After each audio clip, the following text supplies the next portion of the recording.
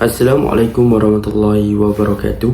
Hari ini saya nak buat ulasan perlawanan di antara Malaysia menentang Kemboja, yang mana Malaysia menang 4-0 pada perlawanan ini hasil jaringan dari Faisal Halim, Litak dan juga Stuart Wilkin.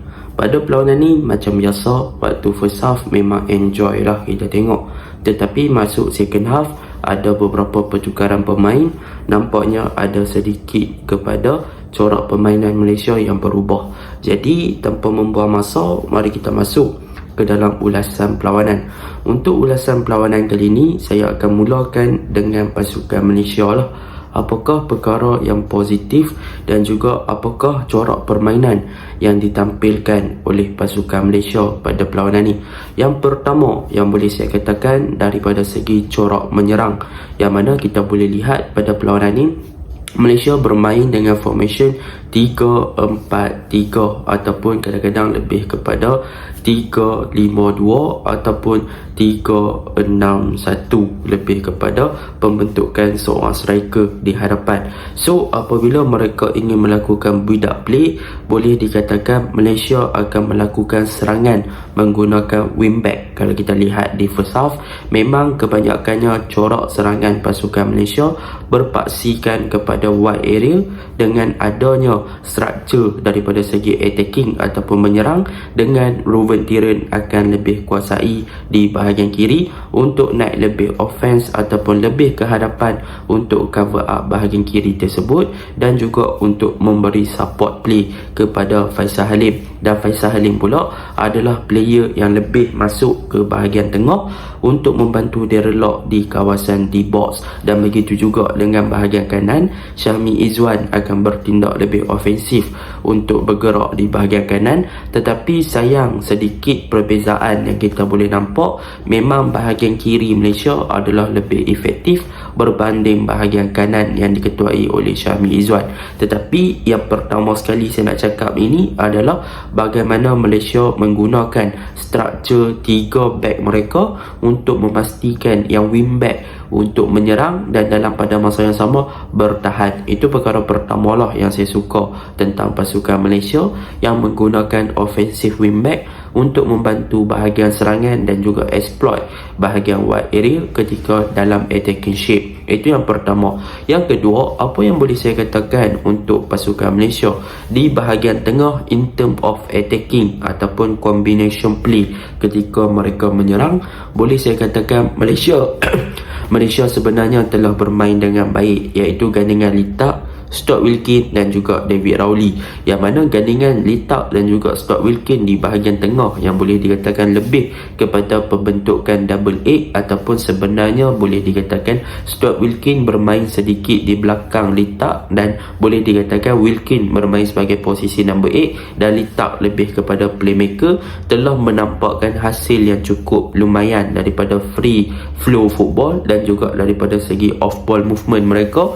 Boleh dikatakan mereka mampu membentuk combination play yang bagus di bahagian tengah. Dan untuk first debut untuk kedua-dua pemain ni, kita boleh tengok Litak dan juga Stuart Wilkin berjaya untuk menjaringkan gol. Jadi boleh kita katakan bahagian tengah in term of offensive ataupun ketika situasi menyerang, kedua-dua player ni memang boleh bagi something yang berbahaya ke arah pasukan lawan punya pertahanan lah, sebab mereka punya combination play, mereka punya link up, mereka punya partner daripada segi pergerakan tanpa bola, mereka backup kepada Darren Lock, mereka bantu Faisal Halim create game dan sebagainya, dah bagus. Tetapi bahagian tengah ada sedikit permasalahan yang akan saya ceritakan sebentar lagi. Dan yang seterusnya, yang ketiga, apa yang boleh saya cakapkan tentang pasukan Malaysia adalah daripada segi individual play, iaitu apa yang kita maksudkan dengan individual play adalah dengan corak permainan secara individu yang sangat cemerlang ditunjukkan oleh beberapa pemain pada perlawanan ni. Yang pertama adalah tentang Darren Lock, yang mana untuk game ni kalau kita lihat Darren Lock bermain dengan sangat baik sebagai pressing forward, iaitu beliau memang akan sentiasa memberi tekanan kepada bahagian benteng pertahanan pasukan Kemboja daripada segi in term of build up play. So apabila Darren Lock sebagai seorang striker telah melakukan pressing ke arah barisan pertahanan pasukan Kemboja ataupun bahagian tengah, maka Kemboja pun tak boleh nak start the build up dalam keadaan yang bagus, dan mereka tak boleh nak progress the ball lebih tinggi dengan sangat baik lah. So itu antara peranan Darren Lock berbanding daripada goal scorer. Beliau lebih kepada dalam segi membentuk serangan dan juga tekanan ke atas pihak lawan. So memang Darren Lock ni adalah style forward lebih kepada pressing. Itu tentang individual play daripada Darren Lock. Yang kedua adalah tentang Faisal Halim. Boleh saya katakan Faisal Halim bermain dengan sangat cemerlang untuk perlawanan ni, daripada segi dia punya pace, ball control, dia punya spirit, semangat, dia punya finishing. Memang gameplay ni menunjukkan yang dia begitu matang. So dia boleh buat game dengan seorang, dapat bola dia berani untuk beat one-on-one punya situation, dia boleh untuk penetrate dalam small space, ruang-ruang kecil dan sebagainya. So dia berani untuk buat keputusan-keputusan yang sukar untuk beat pertahanan lawan. So secara individual brilliance, memang Faisal Halim dah cemerlang. So memang layak diberikan kepada man of the match lah untuk Faisal Halim. Dan untuk bahagian defense, apa yang boleh saya katakan, bahagian pertahanan sebenarnya ada beberapa pemain yang impress ataupun boleh dikatakan membuat saya terkagum. Tetapi player yang paling saya nak highlightkan adalah tentang Shahrul Nazim, yang mana untuk game ni Shahrul Nazim memang daripada segi bertahan memang bagus. Dia berjaya buat last man punya kerja dengan sangat bagus, sebagai berjaya patahkan serangan daripada Kemboja dalam situasi one-on-one. Dia punya tackling on point, dia punya pace pun on point, dia punya recovery phase pun on point. Dan untuk tu dia memang cemerlang lah di bahagian pertahanan untuk game ni. Dia banyak patahkan serangan Kemboja bersama dengan Kuzaimi PE lah pada perlawanan ni. Dan untuk pasukan Malaysia, yang last kali yang boleh saya cakap dan boleh saya puji adalah tentang Kalamullah. Kalamullah juga beraksi dengan cemerlang, walaupun tak ada percubaan yang terlalu berbahaya, tetapi ada beberapa save dan juga beberapa tindakan yang berani ditunjukkan oleh Kalamullah untuk menafikan percubaan beliau. Jadi secara overallnya, Malaysia punya bentuk pada perlawanan ni, mereka sebenarnya bergantung kepada transisi, tetapi transisi Malaysia masih lagi ada permasalahan daripada segi defensive structure. Tetapi in term of attacking structure, boleh dikatakan Malaysia tak ada masalah, terutamanya di first half. Tetapi di second half, Malaysia ada sedikit masalah. Tetapi apa-apa pun, first half dan second half memang berbeza, tetapi gameplay yang memberangsangkan adalah first half. Mereka menunjukkan satu gameplay yang menarik, semua pemain komitmen dan bagus, and win back dan pembentukan back 3 di belakang Azam Azmi, Shahrul Nazim dan juga Kuzaimi nampak lebih matang dan lebih lebih bagus daripada segi defensive structure ketika first half berbanding di second half. Banyak juga kena exploit dan sebagainya. Jadi di second half, apa yang boleh saya katakan kelemahan Malaysia di second half? Yang pertama adalah daripada segi transisi. Sebab seperti mana yang kita tahu, dalam pembentukan back 3 di belakang, sewaktu mereka menyerang, mereka memerlukan pembentukan back 5 dengan cepat di belakang ketika mereka diserang ataupun di counter. Tetapi daripada segi transisi, Malaysia agak slow untuk memastikan mereka mengubah hala tuju daripada menyerang ke bertahan dan juga bertahan ke menyerang. Yang tu yang bermasalah kepada pasukan Malaysia. Tetapi yang paling bermasalah adalah transisi daripada menyerang ke bertahan lah, daripada sudut attacking structure untuk berubah kepada defensive structure.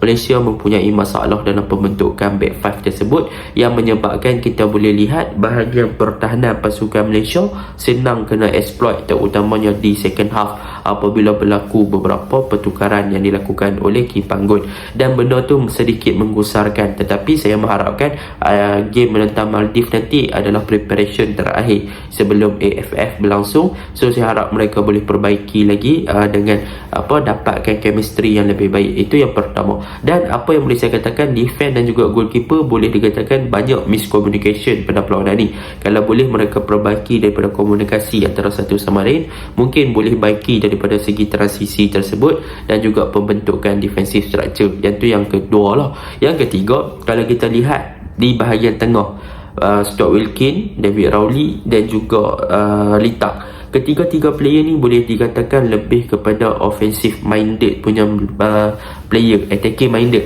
And mereka ni adalah player yang banyak kali nak join the attack, tetapi in term of defensive, mereka sebenarnya tak boleh nak cover up bahagian pertahanan punya kelompongan. So benda tu sedikit menggusarkan. Mungkin Kipanggun akan mengubah soal bahagian tengah untuk lebih stabil daripada segi defensif dan juga attacking. Sebab apa? Sebab kalau tak stabil, boleh dikatakan bahagian tengah Malaysia senang kena exploit dan senang kena counter, dan tak ada pemain defensive midfielder yang cover up bahagian pertahanan, dan benda tu akan menggusarkan lah kalau lawan tim yang laju, tim yang main counter attack, tim yang ball position di bahagian tengah, sebab tak ada player yang nak cover up bahagian tengah secara defensively. Itu yang kelemahan yang ketiga lah untuk pasukan Malaysia.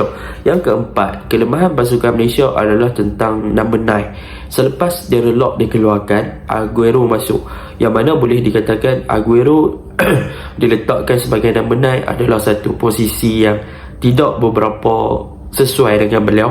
Beliau terlalu statik, beliau tak boleh nak open game, dan beliau tak boleh nak memberi impact seperti mana Darren Lock bagi kepada tim waktu first half. Dan mungkin kita kena ubah lah, kita cuba lebih kepada Aguero main number 10 dan juga Alif Izwan main number 9. That will be a suit tactical lah, tapi nak buat macam mana kan. So Aguero mungkin buat masa sekarang dia tak menampakkan sebarang positif lagi lah berbanding dengan letak dalam first debut mereka untuk pasukan Malaysia. Dan yang seterusnya tentang kelemahan Malaysia lagi, boleh saya katakan adalah ketidakselesaan perubahan posisi yang diletakkan oleh Kipanggun. Benda ni bukannya maksud dia tak bagus, maksudnya dia bagus, tetapi dia akan ambil masa lagi. Sebab apa? Sebab seperti yang kita tengok banyak player-player dia berubah posisi, terutamanya macam Syahmi Izwan yang boleh dikatakan tak berapa bagus pada game ni disebabkan diletakkan sebagai wingback, yang mana wingback beliau tak berapa perform di situ.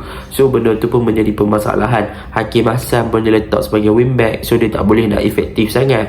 Lepas tu kita boleh tengok Quentin Chan diletakkan dalam pembentukan back 3 bersama dengan Fazli Mazlan dalam pembentukan back 3. So benda ni menunjukkan yang mereka mengalami keterbatasan untuk menunjukkan full potential mereka sekiranya diturunkan dalam keselbasan, utama di posisi favourite mereka seperti Lee Clark. So mereka ni masih lagi dalam fasa penyesuaian diri disebabkan perubahan posisi tu. So saya mengharapkan ada benda yang positif lah waktu menentang Maldives nanti. Jadi secara overallnya bagi saya, Malaysia dah main dengan baik first half, second half sikit kurang, dan saya harap benda ni boleh dibaiki lagi. Assalamualaikum.